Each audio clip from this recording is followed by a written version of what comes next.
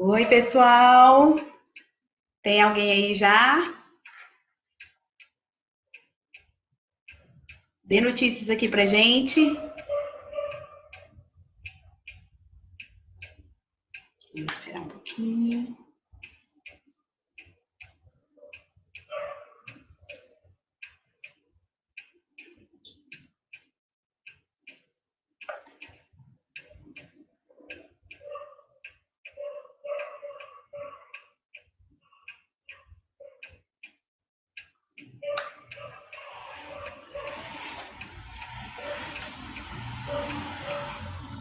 Oi, oi, oi.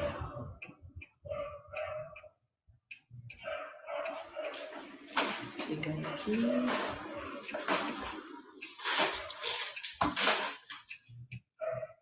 Ah, já tem gente dando like. Começaram a aparecer as pessoas. Onde você viu? Aqui. Menina. Manda oi, pessoal. Professora Thalita sabia que vocês já começaram a acessar a live.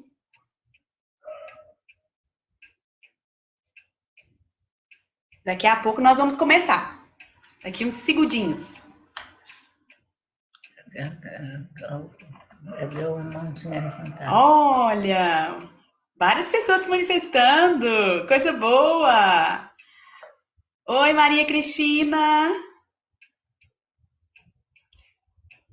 Olá, né? Várias pessoas. Que maravilha. A Neila. Oi, Neila, tudo bem? A Samira. Olá, Samira, tudo bem? Seja bem-vinda. Maria Cristina Cardim, Pois é, Maria Cristina Cardim, Samira, a Samira, a Neila. A Maria Cristina mandou um coração. Coisa boa. Esperar mais um pouquinho para mais pessoas entrarem. A Larissa, seja bem-vinda, Larissa.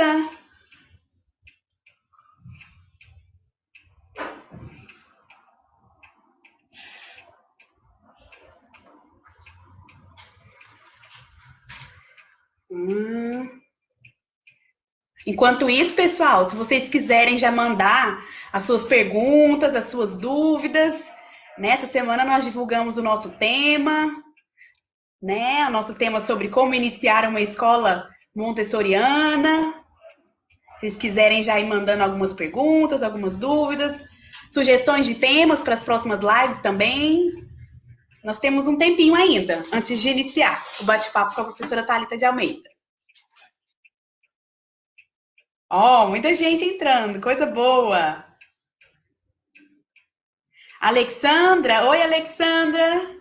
Olha, Larissa, lá de Vitória da Conquista, da Bahia, ó. Ó, Thalita, estamos fazendo sucesso. A Alexandra essa semana fez perguntas pra gente, né, Alexandra? Estamos aqui com as suas perguntas. Vamos respondê-las, tá? A professora Thalita vai responder ao longo da live, tá bom? Suas 5 perguntas.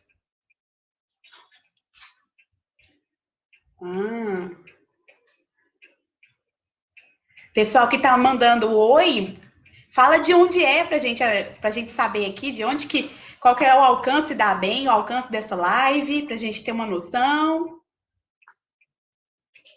A gente quer atingir o Brasil inteiro.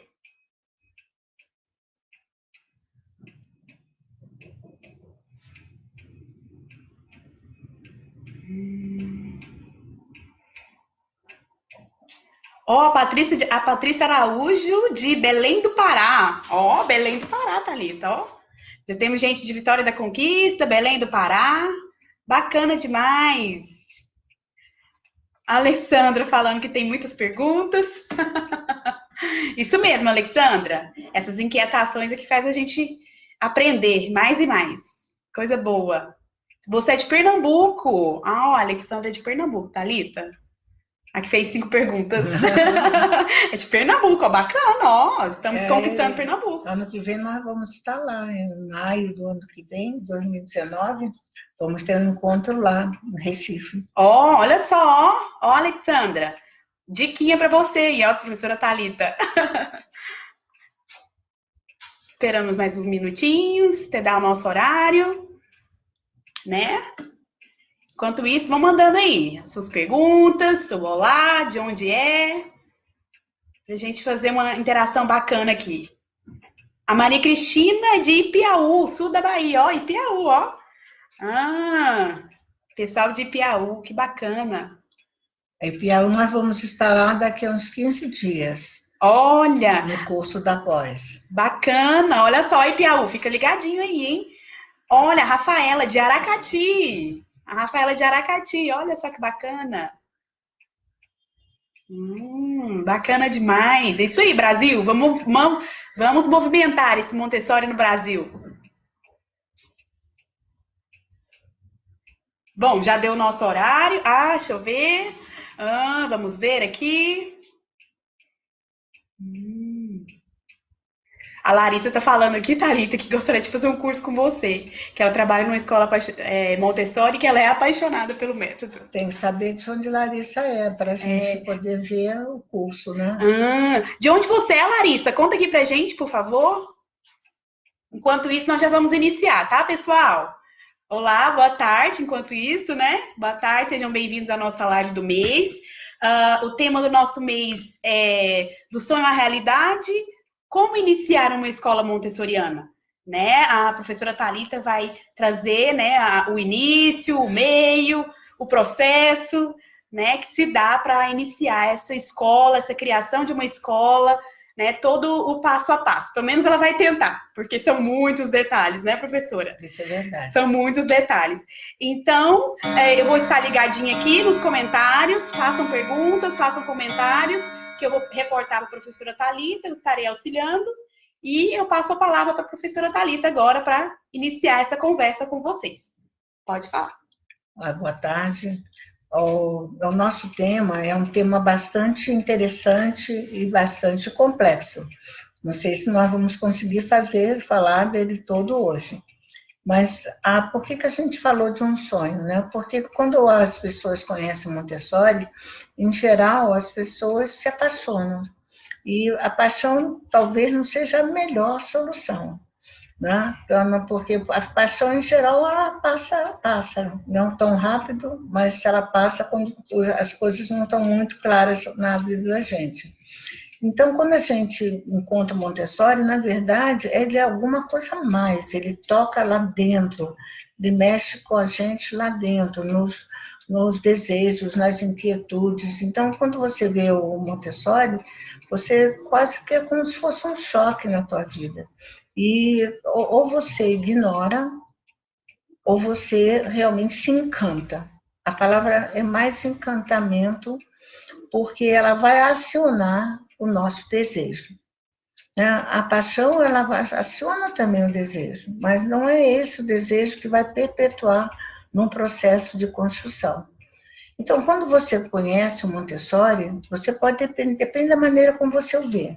Se você vê como mãe, se você vê como adolescente, se você vê como um profissional iniciante, se você vê como um profissional em meio de carreira, se você quer apenas para você, para a sua casa, para a sua escola, para a sua filha, para os seus netos, ou se você quer fazer a tua escola. Esse fazer a tua escola te entra numa estrada que você tem que construir pouco a pouco. Ela não está pronta. Ela tem tudo à disposição, mas vai depender muito de você nesse caminho que você vai percorrer. Ela não é bem o caminho de Compostela.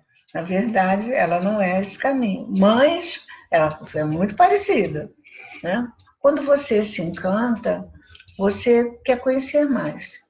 E aí, nesse querer conhecer mais, você tem muita coisa disponível, você tem uma internet bastante disponível, né? Mas você também tem que ter muito cuidado, porque as informações são muito diferentes entre elas, porque nós temos no Brasil umas 3 correntes ou mais de dinâmica montessoriana e de escolas montessorianas. A escola com padrão internacional, italiano, que é o nosso caminho também, Nós temos o padrão americano, que é o caminho divulgado em São Paulo. Temos um caminho também divulgado meio americano no Sul. E temos também influências da Lubienska de Lenval no Brasil. Então, vocês é o mesmo Montessori, mas com dinâmicas diferentes. Então, você tem que ver com qual que você se reconhece, com qual que você vai se interessar, ou de estar junto, ou de fazer a tua escola. Essa escolha é muito importante, porque ao escolher o caminho, você vai escolher uma dinâmica que precisa perpetuar. Você não pode ter aquela teoria que o brasileiro tem, eu tenho o melhor de cada um e faço o meu Montessori. Não existe o teu Montessori, existe o Montessori.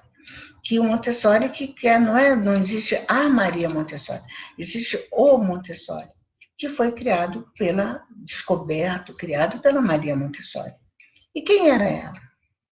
Que mulher é essa? Que desejo é esse? Como é que alguma coisa descoberta em 1907 vai fazer sucesso hoje? Tanto, tanto, tanto, tanto. Mais do que naquela época. Será que ele foi feito para aquela época? É uma das perguntas que você vai se respondendo aos poucos. Então, quando você conhece, a primeira coisa que você procura é um livro, uma literatura, ou informações. O melhor livro para você começar a ler é o Pedagogia Científica, que foi editado no Brasil no passado com o título O Segredo da Infância. É um livro que conta como ela começou. Ela escreve em 1909, como ela começou. Então, ele é interessante porque ele é simples, mas ele te dá um caminho. A partir daí, não leiam livros, por exemplo, Mente Absorvente, que é um livro muito bem feito dela, é o mais didático que tem, mas é para quando você tem mais experiência, quando você tem mais vivência. Visitar uma escola Montessori, observar uma escola Montessori, entrar num curso de especialização, são coisas muitíssimo necessárias, porque o Montessori, ele está na realidade, ele está nos direitos do ser humano, ele está na maneira como você se relaciona com as pessoas, está no teu temperamento, está na tua fala. O Montessori ele precisa corresponder ao que você é. E não você vai se tornar montessoriana para você ser aquilo que você não é. Então, ele tem que estar de acordo, ele tem que bater no teu coração, na tua vontade, no teu desejo, para que você possa caminhar com isso. Ao você definir que quer só conhecer é uma coisa, se você definir que quer criar uma escola é outra coisa. Porque desde a escolha da casa, você precisa pensar montessorianamente. Né? O Montessori não é uma casa pequena, é um espaço que precisa um espaço precisa de espaço. Né? Ele é um espaço que o ambiente preparado é extremamente importante. Não é que seja uma coisa rica, mas não pode ser uma coisa quebrada, é uma coisa feia, sei lá, de qualquer maneira. Mesmo com um projeto com crianças pobres, nós já fizemos várias vezes, nós vamos procurar dar àquele ambiente a maior dignidade possível. Porque o maior presente de um ser humano é a dignidade. Viver com dignidade. Então, se você faz um ambiente pobre, que ele seja digno, as coisas inteiras, arrumadas, limpas, porque não significa que a pobreza não significa coisa quebrada, destruída, desleixada. Né? A Montessori fala de dignidade o tempo inteiro, para que você possa oferecer o melhor para aquela criança, onde ela esteja pronta para estar, em qualquer lugar do mundo, quando ela crescer. Então, você vai ter que escolher um espaço que possa desenvolver aquilo que você quer e definir a idade que você quer atender. Se você quer trabalhar com bebês, que é o nido, se você quer trabalhar infantil, que é até 5 anos, se você quer trabalhar com fundamental, o fundamental 1, 2, etc. Isso aí é muito importante você decidir, porque define o teu caminho de estudo. Nesse momento que você toma uma decisão de fazer uma escola, Você vai precisar de ajuda de alguém que já tem experiência nisso, para que você possa se sentir seguro, até na escolha dos materiais. Por exemplo, nós temos no Brasil, conhecidamente hoje, 3 fábricas de material. Elas são totalmente diferentes, uma da outra. Preço, produção, acabamento. Você precisa saber qual você quer escolher. Você não pode sair no Montessori comprando tudo que você encontra na rua e que é o brinquedinho disso, brinquedinho daquilo, o víspora disso. O Montessori não é nada disso. Ele não inclui nada desses brinquedinhos que estão no mercado. Ele tem um enxoval apropriado que você precisa conhecer e em comprando você precisa saber o que faz com ele e o que ele vai obter. O tempo todo você vai ter que trabalhar pensando no material específico, na criança que está trabalhando com ele e no resultado que isso vai dar, que significa uma criança ordenada, harmônica, com um cérebro organizado, assertivo. É isso que a criança precisa obter. É ser livre, independente, com livre escolha, pacífico. E isso você consegue no processo. Só que se esse processo não for seguido bem, você não vai obter o resultado que você quer. E muitas pessoas falam, o Montessori está ultrapassado, a gente não obtém o que ele quer.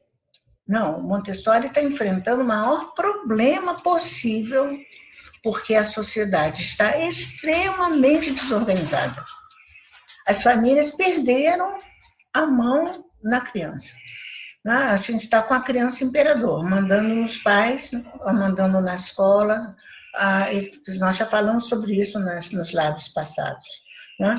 Então, nós temos que ter um trabalho muito, muito bem elaborado, perfeito, o mais possível, para que a gente possa levar essa criança a querer as atitudes harmônicas, educadas, afetivas, né? E com resultados cognitivos interessantes, interessada por tudo, interessado pelos fatos, pelos fenômenos, pelas letras, pelo escrever, pelo contar, interessada, que a criança não está hoje.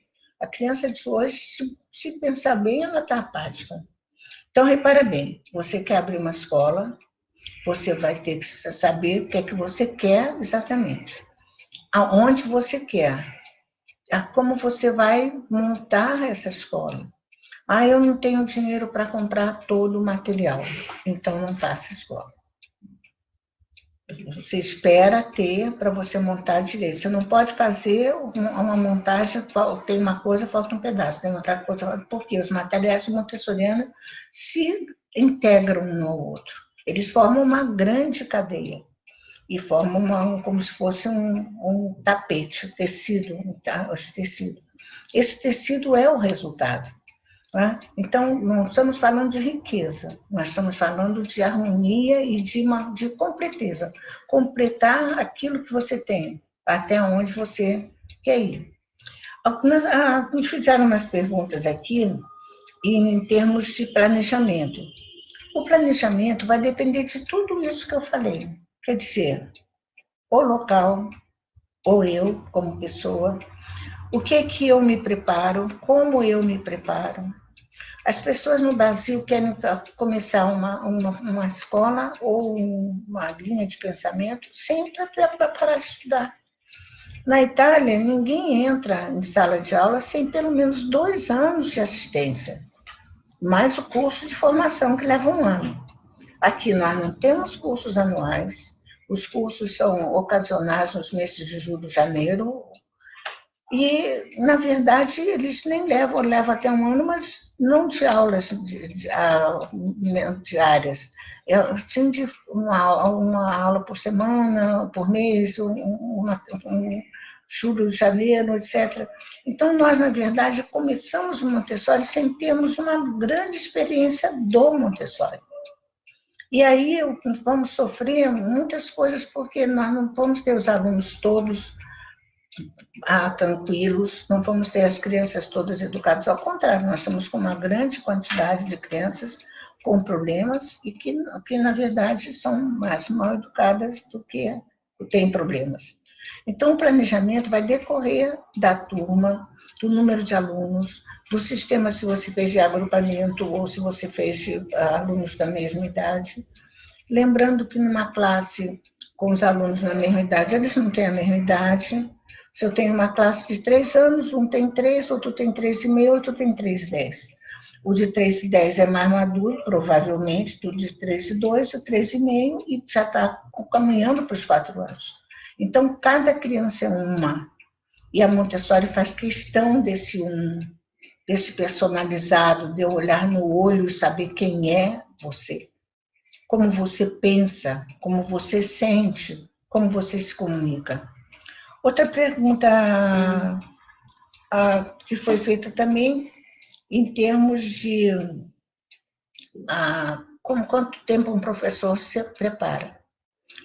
Eu diria que você, tendo você se encantado, você, dali por diante, vai estudar a vida inteira. Você não tem assim, em quanto tempo eu me preparo para estar numa sala? Poderia ser 1 ano. Se você for assistente fora do Brasil, você levaria 2 anos. O Brasil, como tem pouquíssimos professores montessorianos, acabam assumindo professores que nunca fizeram método, ou que estão fazendo o método, aprendendo enquanto fazem. E aí não vai profundamente. Porque você, por exemplo, eu li o livro Pedagogia Científica. Ótimo. Uma vez. Você vai ter que ler mais vezes. Você vai ter que procurar outras informações. Você tem que aprender a reconhecer o Montessori nas palavras do próprio Piaget. Dos cientistas atuais. Você tem que aprender a ler Montessori na vida que você está vivendo agora. E você vai ter que estudar. Não existe milagre.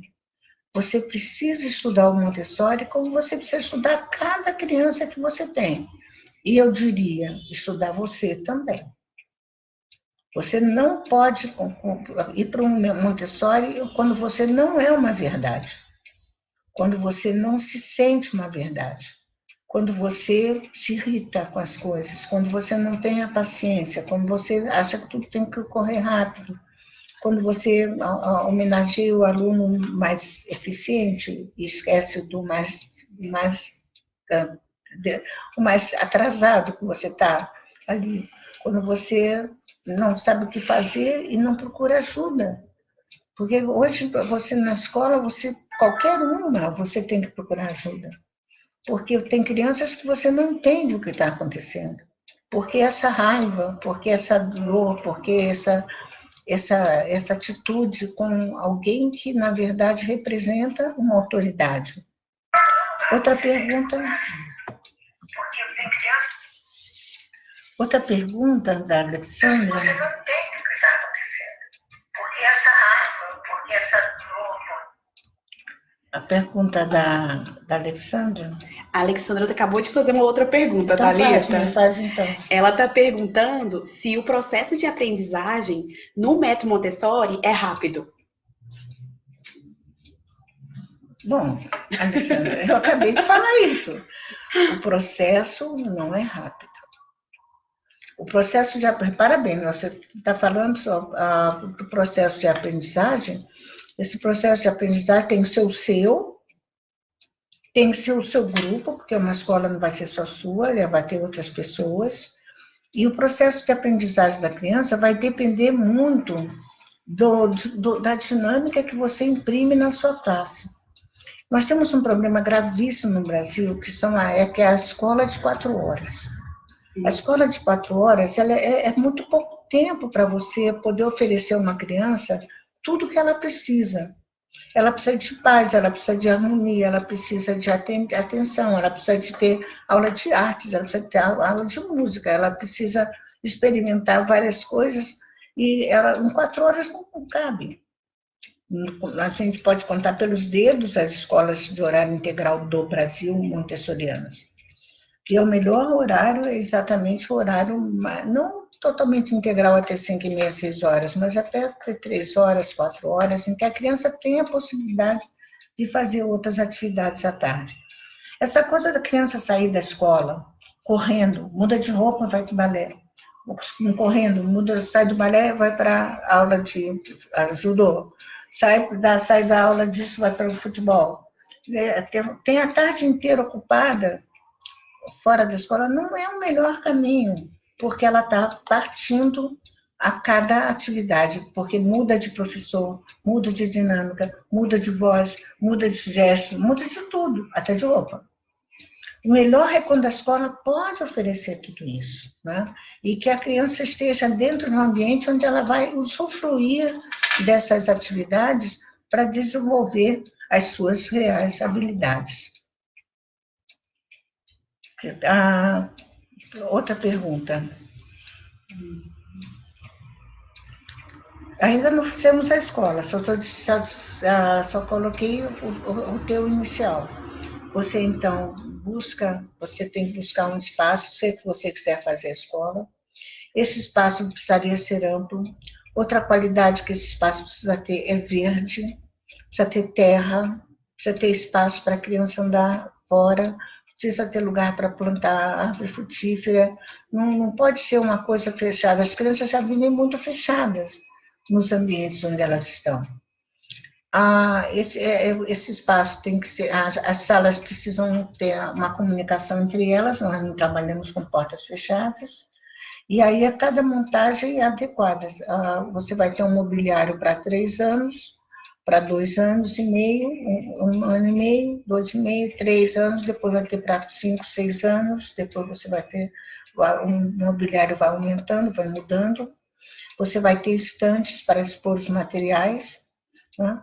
E a criança vai trabalhar, ela vai poder trabalhar sentado no chão, se trabalha muito no chão por causa do tamanho dos materiais. E porque as crianças gostam muito do trabalho no chão, sentadas no chão, como gostam do trabalho de mesa também. A mesa é mais escolar, né? E o chão, ele se sente mais livre, mais aberto. Se você forma uma escola, você tem uma equipe. Se você tem essa equipe, você precisa preparar essa equipe bem preparada e estar sempre avaliando os resultados.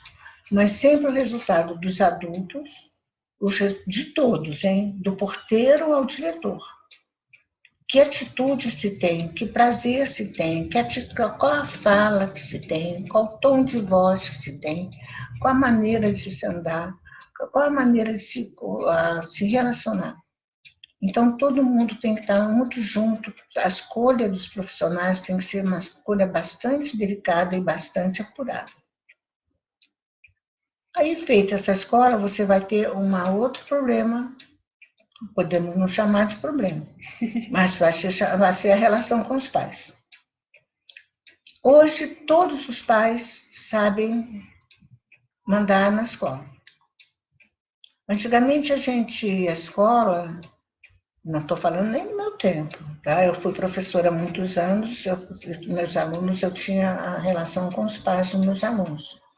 Eles me admiravam, eles me respeitavam, eles me levavam merenda, coisas muito simples, porque eu trabalhava no subúrbio do Rio de Janeiro, né? Então as pessoas eram muito simples, mas eles te respeitavam.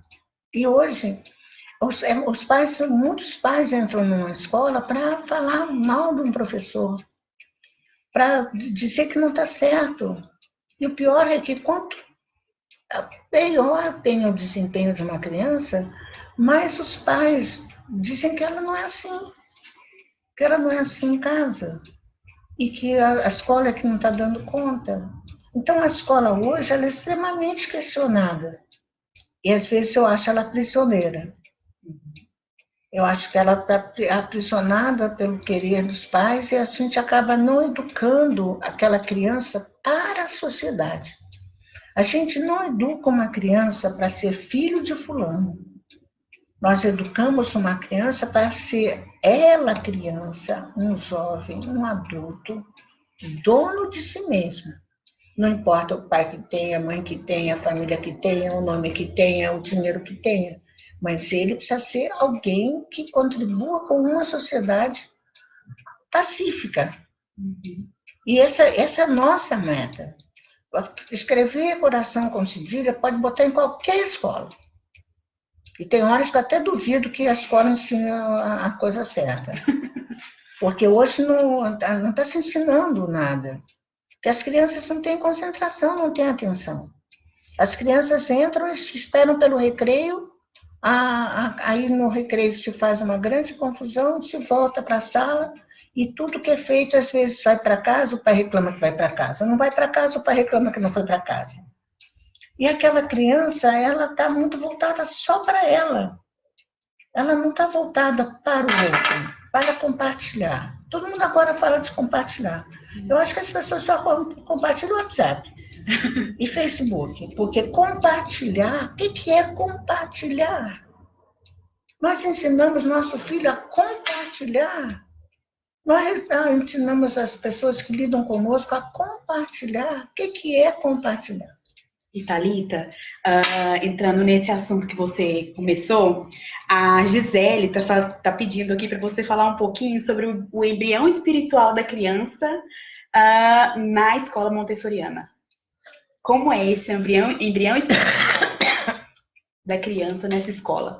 Né? Já que você está falando de compartilhamento, de colaboração, né? De viver em sociedade, preparar para a vida. Bom, primeiro você tem que acreditar que dentro de uma criança ou dentro de você existe um embrião espiritual. Primeiro você tem que acreditar. O que seria um embrião espiritual? Não é? Quer dizer, nós temos dentro de nós algo que se desenvolve e é movida a uma energia maior interna. Montessori chama de orme, que Montessori dá vários nomes diferentes a esse impulso vital. No curso, eu apresento uma faixa, que eu chamo faixa dos bebês, mas na verdade é de educação psicomotora, mostrando que a criança nasce e é capaz de criar-se até os 3 anos por um impulso interno, por esse embrião. As pessoas não ligam muito para aquilo, não, sabe?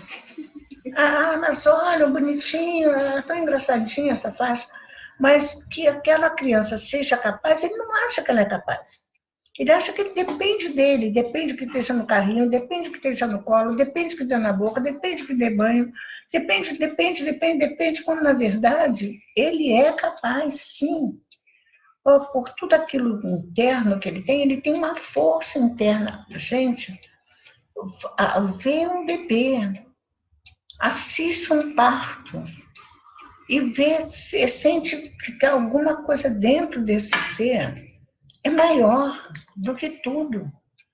Então, esse embrião espiritual, ele vai dar o caminho. Outra coisa que a gente também tem de erro na escola, o Montessori não é uma escola comum, tradicional, que vai dar a papepipopu, que ainda tem pessoal fazendo isso, ainda hoje as escolas usam tudo do tempo da minha bisavó. Olha que tem tempo, tá? As escolas estão ainda nisso.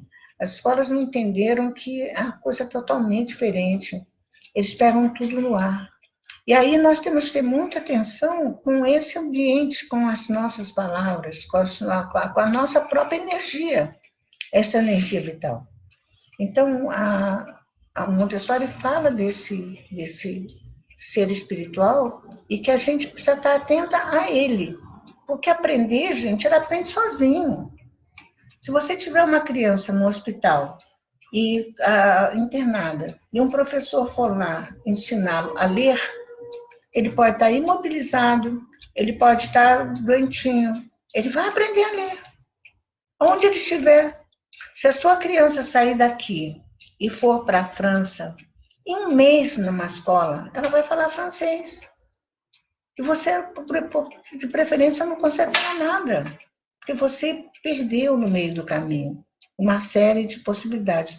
E às vezes eu penso que nós tiramos da criança uma série de possibilidades.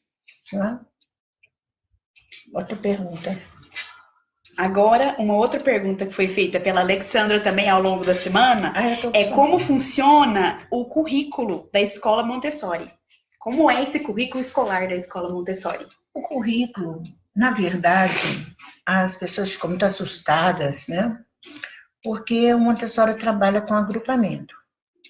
Vocês devem conhecer, agrupamento é uma classe, uma sala onde você consegue, tem ao menos 3 idades diferentes juntas. Em geral, são as classes típicas do Montessori. Será 3 a 6 anos, 6 a 9, 9 a 12, 12 a 15, 15 a 18, 18 a 21, 21 a 24. Então, dentro dessa sala agrupada, nós temos um acervo de materiais. Nós temos matemática, nós temos linguagem, nós temos a educação cósmica, que é tempo, espaço e natureza. Nós vamos ter geometria, como podemos ter o canto de artes, o canto de música. Nós vamos ter esta sala montada, é o currículo. Agora, se eu tenho 3 idades diferentes, eu tenho o mesmo material, é isso que as pessoas não entendem assim, mas eu tenho o mesmo material para 3 anos. A criança de 5 vai se atrasar. Não, aos 3 anos a criança vê uma torre rosa de uma maneira. Aos 4, essa criança vai tentar combinar essa torre rosa com outros elementos, como escada marrom, etc. Aos 5 anos, essa torre rosa vai ser só um modelo para que ela faça pelo lado o desenho do contorno de uma face e vai fazer uma colagem, passando para o bidimensional. Então, eu não tenho um programa para 3 salas. Eu tenho um material que serve a várias idades. E vai depender da criança, da maturidade que ela tem e das experiências que ela faz. Né? Então, o currículo é um planejamento, é a lista de materiais que você precisa ter. Né? E nós temos tudo isso no Brasil. O Brasil faz de conta que não tem orientação montessoriana, mas ele tem.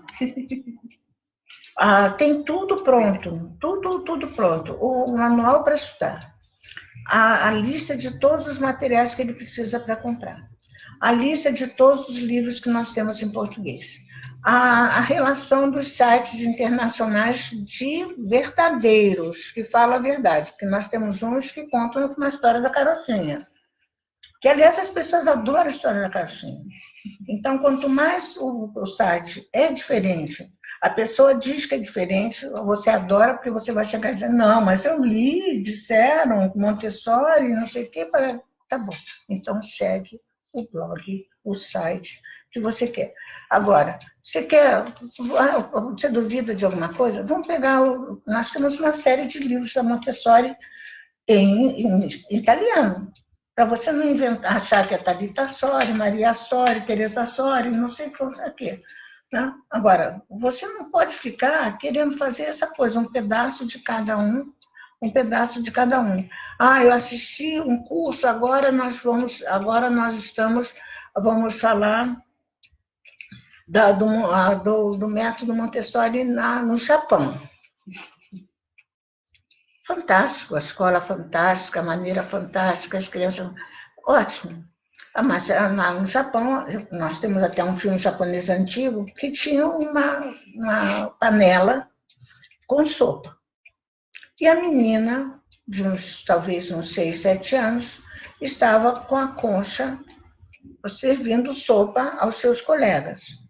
Vocês pensaram essa panela aqui numa escola normal do Rio de Janeiro ou de qualquer outro lugar, com uma criança servindo sopa quente a outras crianças? Os pais vão adorar, vocês não acham? Então, nós temos que olhar, achar encantador e ver o que é que a nossa criança vai poder fazer que não seja alguma coisa que não seja do nosso estilo de vida. Né? Agora, o Brasil é sempre assim, ele sempre está inventando uma moda. Nós dizemos que somos uma democracia, mas não é verdade, no sentido de que o próprio MEC escolhe a linha pedagógica do Brasil que ele não poderia escolher, que antigamente era o método natural, agora não é. Você tem que dar liberdade, o Brasil tem que dar liberdade das pessoas fazerem trabalhos bem feitos. E não importa a metodologia. Importa que dê o resultado e que esse resultado não seja só escrever certinho e fazer conta. Seja ser gente, seja ser respeitador, seja ser empenhado. Ter atenção. As crianças não têm atenção e concentração. Mas o adulto também está sem concentração, está sem atenção. Você conversa com um adulto, você fala uma coisa, ele te responde outra. Porque ele não escuta, as pessoas não estão escutando, as pessoas estão precisando respeitar muito mais o outro. Então, o currículo que você tem está na sala, é aquilo que você coloca na sala. E outra coisa, as pessoas esquecem que existe um currículo em casa. Principalmente os pais esquecem disso. O grande currículo não é o da escola, o grande currículo é o de casa. É o de levantar, arrumar sua cama, a dobrar sua roupa, preparar sua mochila, vestir-se, lavar-se, ter responsabilidades. Esse é o grande currículo. Versar o seu suco, comer de garfo e faca. A partir de onde você pode fazer tudo isso? E os pais continuam gerando bebês para irem ao primeiro ano. Quando o primeiro ano montessoriano, gente, é o Enem do fundamental. Você vai para lá, você vai para lá preparado para, se ainda não está lendo, vai ler. Se não está escrevendo, vai escrever. Em um ano, vocês passaram por isso, todos nós passamos por isso. Em um ano você aprende a ler porque isso já está lá dentro. A escrever porque está lá dentro. E você vai chegar a escrever o texto que é o seu pensamento. É a capacidade de conseguir escrever o seu pensamento. Então, é um programa imenso o primeiro ano. Não pode chegar uma criança que não segure no lápis. Uma criança que não tenha tônus, porque não faz nada, não pega peso. Nossas crianças são eu chamo de chocolate, sorvete, açúcar, porque elas não podem nada, mas podem brincar numa piscina de bolas. Elas podem se jogar não sei onde lá, de paraquedas. Elas podem tudo. Brincou, gritou, berrou, pode. Agora, sentar, ler, escutar, isso não é de criança, gente. Criança tem que fazer zorra. Criança tem que brincar o tempo todo e não tem responsabilidade. Será que não tem responsabilidade? É uma boa pergunta, né? Outra pergunta. Thalita, você falou aí toda a parte de professores, de materiais, de currículo. E a gestão? Como é que fica a gestão de uma escola montessoriana que quer iniciar? Como é que fica isso? Bom, a gestão é muito complicada, né, gente? Porque a gestão significa saber fazer gestão. Aliás, o Montessori também significa saber fazer Montessori. Na gestão, inicialmente, a escola montessoriana completa é uma escola cara. Você mesmo comprando num fabricante mais barato, o material são caros. Só que você tem uma rotina do dia numa escola montessoriana, onde todos são responsáveis por essa rotina. Você tem o cuidado com os objetos da sala. Então, você precisa ter um capital, sim, para começar a escola. E ela o mais completa possível. O mais completa possível. Você pode também fazer muitas coisas, até fabricar, pintar, recortar, serrar, mas o mais completa possível. E aí você tem que pensar o seguinte, porque o que eu vejo, assim, uma escola quando começa, ela tem o objetivo de montar a escola. À medida que ela cresce, o administrativo passa a não dar a essa escola o dinheiro que ela precisa para se manter. Uhum. Agora, o que eu vejo também é que muitos professores e muitos empregados de serviço perdem os materiais, escangalham os materiais, deixam na luminosidade o material desbota. Então, a escola passa a ter muitas perdas. E aí, a escola não foi feita para repor material o tempo inteiro. A escola é montada para ela poder durar, no mínimo, 10 anos inteira. Ela não vai escangalhar nada em 10 anos se você tiver cuidado, se você tiver rotina. Você já pensou, se você chega num restaurante, o teu filho quebra jarra, o outro não sei, faz um talher, outro quebra, versa a jarra com suco, ou como é que fica o restaurante? Então, a escola montessoriana, a gestão, eu preciso ter muito cuidado e controlar para que aquele dinheiro dedicado ao colégio seja dedicado ao colégio para mantê-lo e não para remontá-lo. Porque uma criança não pode ir para a escola para destruir a escola. Não há condição disso. Então, gerir, repare bem, estou falando de gestão financeira.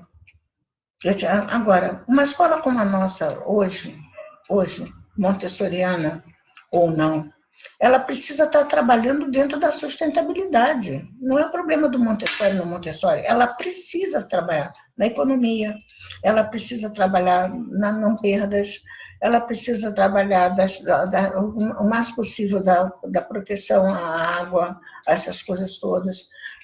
Nós temos que tornar o nosso custo mais baixo possível. Por quê? Você vai precisar que, de repente, chamar um especialista, um profissional na escola, para orientar seus professores ou a você mesmo. Você vai precisar participar de eventos que você vai se aprimorando, você vai. Então, a gestão, é preciso que o dinheiro não seja perdido em coisas que não são necessárias. Tem escolas que começam o ano, não terminam com a sala totalmente destruída. A criança está destruindo a sala, você, não é ela não, você está errado. A escola está permitindo isso porque, não sei, né? Porque esse não é um fator montessoriano. Né? Então, a gestão precisa estar muito justa, mas muito controlada. Nós temos que ter muitos instrumentos de controle. A Paula está fazendo uma pergunta que é a seguinte: qual que é o processo para se aprovar um projeto político-pedagógico para uma escola montessoriana? Qual que é o processo? Olha, Paula, o projeto político-pedagógico, em geral, as pessoas fazem o projeto até para abrir a escola. E aí, quando elas fazem esse projeto, elas não têm uma experiência tão grande da vivência da escola. Na verdade, esses processos você procura seguir o da Secretaria de Educação, né? E você faz assim o melhor que você pode em termos até de filosofia. Só que o projeto político-pedagógico é a realidade. Então, é muito comum eu ler um projeto político-pedagógico, e o que está nele não ser vivenciado na escola. As professoras nem sabem que existe aquele projeto, às vezes os pais não sabem que existe, nem leram, porque eles têm que ler o regimento e não leem. Não leem. E mesmo que você faça uma reunião falando sobre isso, os pais vão, mas não sei, os pais não entenderam ainda que nós somos coadjuvantes. Nós completamos, aliás, nós, não a escola montessoriana, não, nós, a faculdade todo mundo é. Quem está junto com seu filho vai ser coadjuvante com você na educação dele, mesmo que ele esteja na medicina, né, onde ele esteja. Então, o processo, às vezes, de aprovação, às vezes eles fazem muita exigência, a própria Secretaria de Educação, e às vezes eles não fazem tantas exigências. E depois dele aprovado, esse processo tem que ser muito bem bolado, tem que ter os valores montessorianos todos muito bem descritos, mas eles deveriam ser muito bem cobrados, Paulo. E eu acho que esses são documentos que as pessoas não estão levando totalmente a sério. É a minha opinião. E uma outra pergunta que ela faz nesse mesmo sentido é se tem referências para esse projeto político-pedagógico, se há alguma referência. Olha, a ABEM, ela tem os projetos, tanto o projeto do regimento escolar quanto do projeto político-pedagógico. E agora, com o novo plano curricular, ele tem mudanças. Ele tem mudanças. Eu acho que deveríamos até juntar um grupo de profissionais, de diretores mesmo, e podemos procurar fazer um perfil desse projeto. Lá na Itália, eles têm um material na Ópera Nazionale muito lindo, muito lindo, que ajudaria a criar o nosso projeto político-pedagógico, né? Muito bom, muito bonito, não só filosófico, mas um filosófico teórico-prático, muito interessante. Mas, para mim, ele não pode ser um documento, ele tem que ser alguma coisa, como se fosse uma regra, como se fosse uma norma. É ele quem vai dizer o que é a instituição. Bom, pessoal, por hoje nós falamos um pouquinho. Se você acha que tem que acrescentar mais alguma coisa, Thalita, sobre esse início da escola montessoriana, fazer um fechamento para a gente já ir para os finais. Essa conversa é uma conversa muito ampla, né? Tem muitos detalhes, né? Eu acho interessante, por exemplo, quando a pessoa se encantar, né? Que ela for procurar conhecer alguma coisa, procura assistir o filme da Maria Montessori no YouTube. Ele é bem verdadeiro, ele não é totalmente verdadeiro, não, mas tem uns pedaços que não fogem um pouco. Tem um pouco de fantasia, mas ele tem 90% de verdade. É muito importante saber por que a Montessori fez esse caminho. E aí tentar também não ficar só nesse período inicial da vida dela, porque a Montessori sofre muitas mudanças, a metodologia sofre muitas mudanças, como sofreu muitas críticas, né? Montessori era muito determinada. Isso aí eu acho muito importante, as pessoas serem determinadas. Mas você tem que pensar assim, você tem que ser determinado e seguir um caminho, e principalmente não fazer uma colcha de crochê no teu método Montessori, bota um pedacinho daqui, um pedacinho dali, um pedacinho da colar, escultor vai fazer, mas a cor vai mudar, você não gosta daquela cor, você vai fazer de outra cor, cada um inventa uma moda.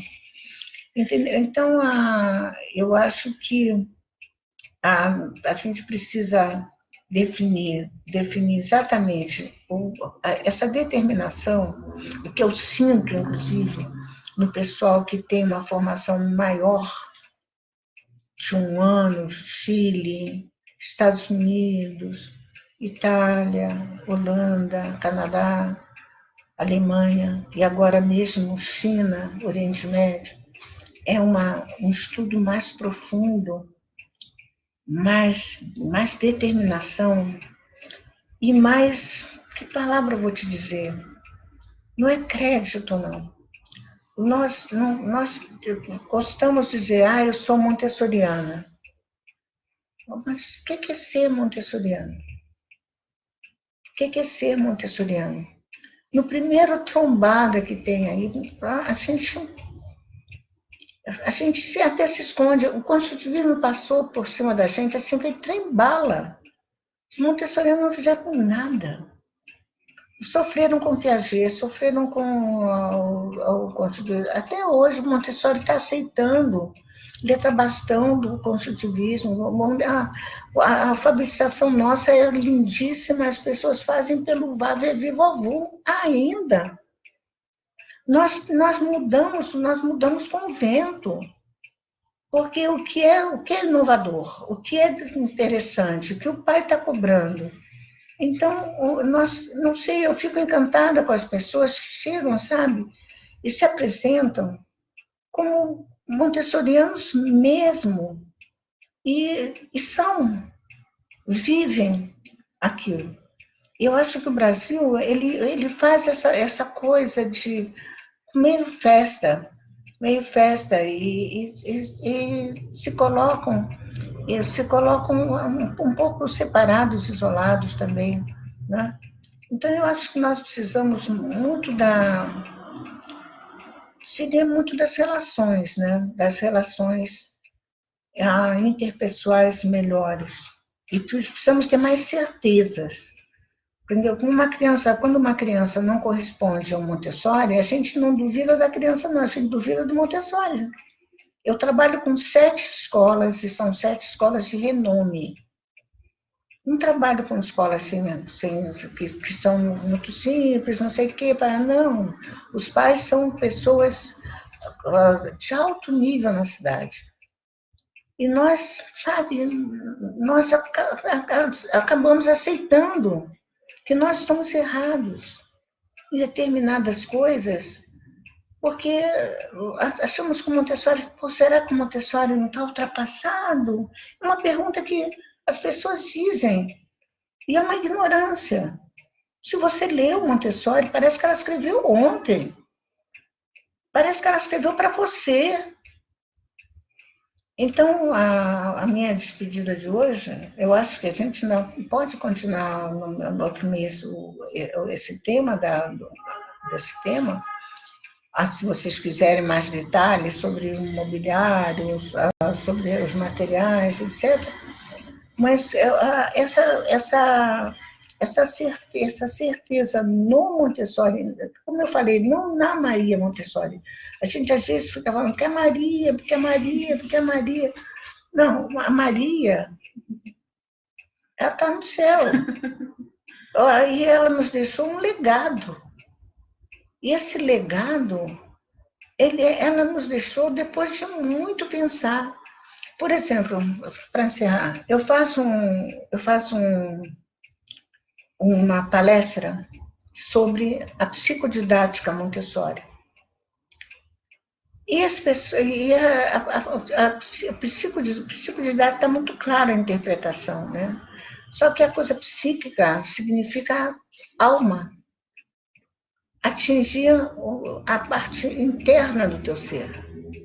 E a didática é a maneira pela qual você alcança a alma. Sabe que ninguém dá muita bola?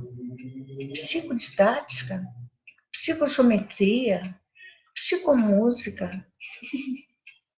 Por quê? Mas ela escreveu isso em 34, gente. 1934.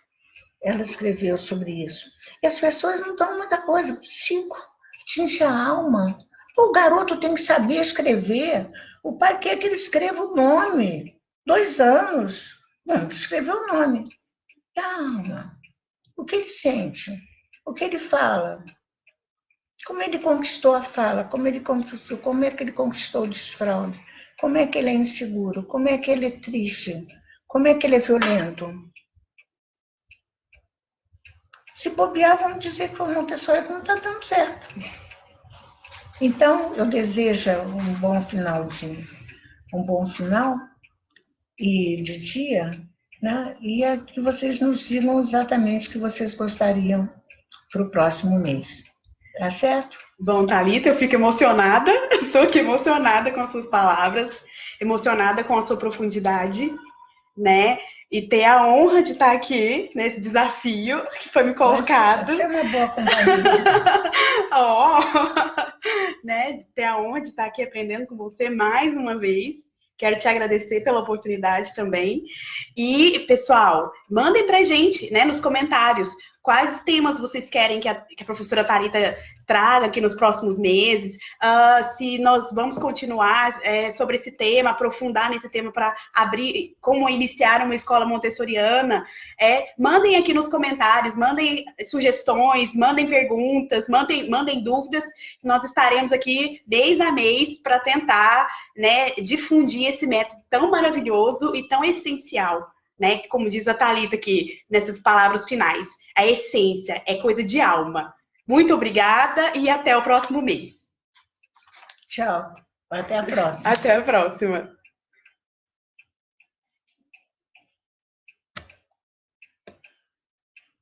Que é de Paula.